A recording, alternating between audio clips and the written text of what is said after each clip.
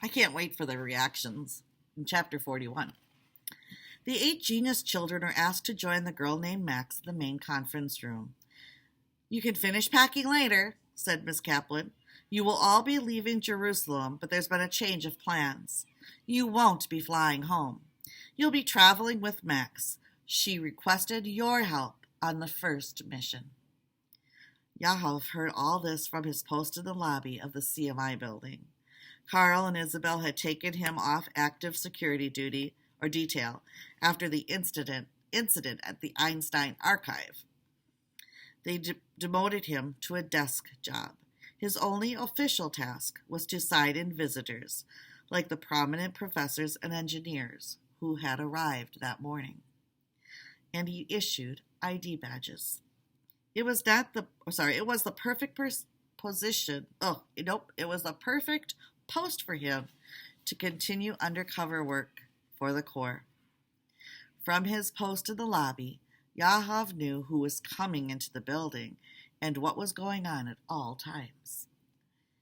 And judging from the flurry of activity and the flow of very important guests that day, he could tell something big was definitely up. The Institute might soon be making their move with Max Einstein. Yaakov stood up, looked up and down the corridor. The other little geniuses had just been summoned to the main conference room. That meant dormitories were empty. Perfect, he thought. He pulled a plastic toy out of his hip pocket of his cargo pants. It was a small, solar-powered, plastic figurine of a rumpled Albert Einstein. When sitting in the sun, the plastic Einstein would continually tap the side of his crazy-haired head as if he were having an idea. On an earlier reconnaissance mission through the CMI dormitory, Yaakov had noticed that the girl, Max, kept an assortment of Einstein memorabilia displayed in a battered suitcase that she opened up like a curio cabinet. Yaakov would add one more item to her collection. He hung a gift tag around the toy professor's neck. It said, "Good luck from your friends at CMI."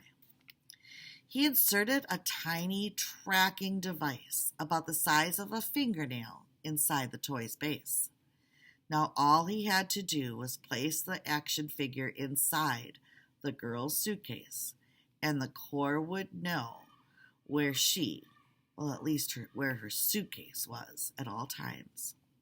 He hurried up the hall, stopping to pick up a case of bottled water from a nearby supply closet.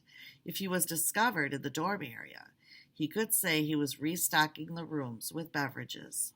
But everybody, staff and children, were in the conference room.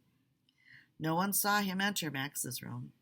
No one saw him place the new Einstein souvenir in the suitcase with all the others. Now that he had activated the tracking device in the base of the toy, Dr. Zim and the Corps could definitely see where Max Einstein was, no matter where in the world CMI centered. Ooh, that's bad.